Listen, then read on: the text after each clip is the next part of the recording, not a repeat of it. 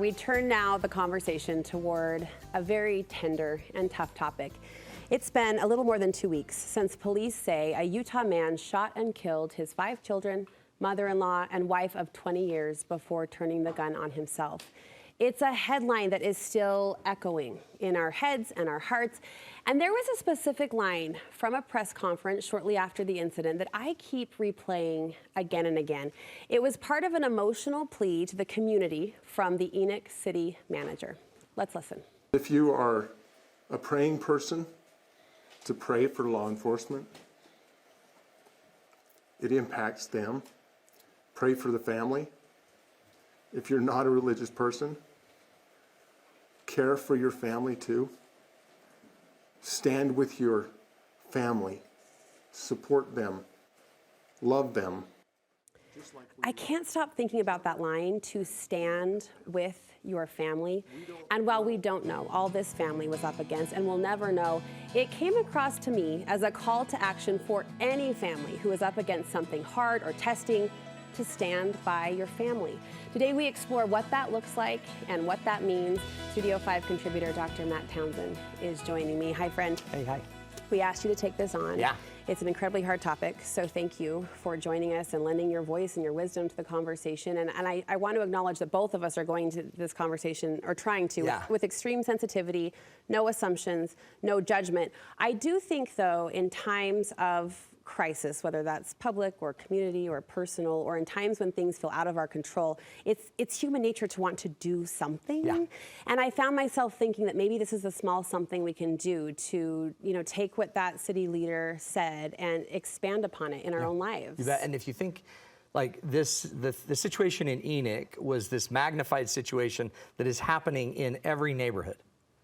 It's just magnified. It's mental health issues, it's domestic violence issues, it's silent hopelessness, it's pressure, it's a divorce situation, and so these happen all over. So every one of us have some variant of this. Yeah. It won't get this big, but I love the idea too of standing by your family, because it matters not only for the person that feels alone in this, but it also is important for the people out there that feel alone and are hopeless, to remember that they need to stand by their family in this. It goes both ways. Call on the extended family and everybody you know to help you both get through these tougher situations. That's an excellent point. It's not just the family rallying around this individual who's struggling. It's the individual in the thick of it, standing by their family as well. And opening up the curtain and letting people see what's going on behind. One of the biggest things that causes a lot of this is we're really good about keeping the curtain closed, and we don't know what the wizard's doing behind the curtain. And we all just think there's the magical wizard. But eventually, we need to let Toto in, open the curtains so we can see. And the only people that are safe to let in would be the word family. This is why one of my first points is we need to broaden the view of what family is. Okay. Family's not always the people you were raised with. And so don't always assume you can always just go back to family like mom and dad. A lot of times you can if you've got that healthy relationship. But there are brother-in-laws that might actually, because they're an outsider, might be able to have different insight coming in. The people, in fact, a lot of these domestics get reported by family or by friends, by people they work with, by coworkers, and by church members and people that are in their community. So if we would broaden the idea of family, don't just think you can only go to your family, and sometimes that might make it more complicated. So then go to other people that you know you can trust, that you know have your back. So we widen the net. Yeah, we give ourselves a bigger safety net. And you say there's power in verbalizing that, like looking at someone and saying, you're my person. Yeah, and so one of my challenges is all of us should be thinking, who are our people that we know we're safe to verbalize stuff with, that we can open up the curtain to? Maybe identify who those people are. Maybe go tell them, look, I just want you to know you're my go-to person for sharing these things, because I don't think I can share them other places. And have somebody or 5 that you can open up to, and that you can really start to share your deeper thoughts. I really like the idea of saying that out loud. For some reason that resonates with my heart, because we can't always assume that people know that, guess what, you're my lifeline. Like, you are the person. It puts them on notice. Like, you are my person. So is it okay if I bring you into some of these things? You want us to trust the emotions you see, not necessarily the words that are being said. Yeah.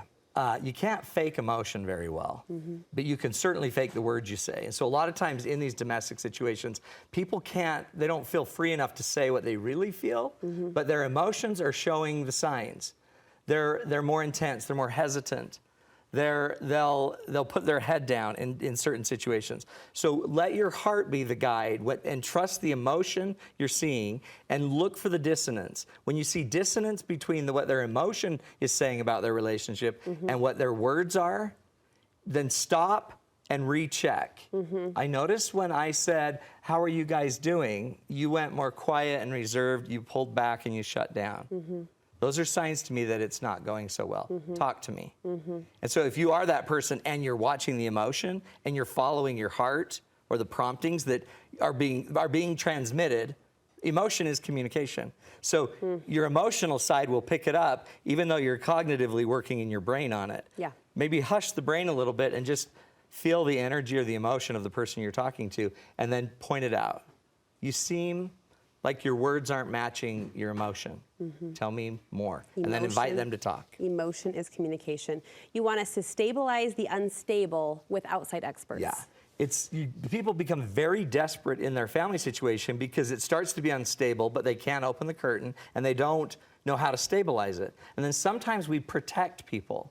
And when we protect them, we become like the bumper and we're always absorbing all the pressure. And if we're always absorbing the pressure, then the person that needs the help isn't. So there is a rule in all of our lives. We cannot tolerate any abuse. It can't be tolerated. The minute you accept abuse, you normalize abuse. And then we just call it, that's just him or whatever. So, and it's so hard because this is what seemingly tips it over, we think. But the minute you see abuse or feel unsafe, what I would do is try to bring in outside help. Go to people, your leaders of your congregations, go to the police if it's serious abuse, go to family, go to friends, and bring in outsiders like a three-legged stool to stabilize the situation and have pros that are good at stabilizing. Get the therapist to stabilize it. Get to therapy so we can talk about what happened. But what I'm hearing you say is you have to isolate that behavior because humans are layered and we all have good and bad days, but you're saying that behavior has to be plucked out from whoever that person is and called out. And look at it as when you see the behavior, in and of itself, it's bad behavior. What it is a sign of a deeper issue that we just need to resolve, and then that way we can move forward with health. But without actually having somebody to stabilize it, that's harder. And so I can't tell you how many marriages I have seen changed by one person calling the police. And by the way, don't just assume calling the police is going to matter. You also have to make a plan. Once we start to stabilize this, we need a plan. An action plan. You want us to be willing to do the hard things. What are the hard things? Sometimes it's separating. Sometimes it's saying, I won't tolerate this. Sometimes it is calling the police. Sometimes it is getting the help you need or telling other people in your family. And because it's so hard to do. And by the way, as an outsider, sometimes it's also when I see you're being not you and I feel there's something wrong and then I know that something went down, maybe my job as the parent, let's say, maybe I need to do the hard thing and I need to come in and intervene. Maybe I need to take my child on. Maybe I need to go push harder to get mental health intervention.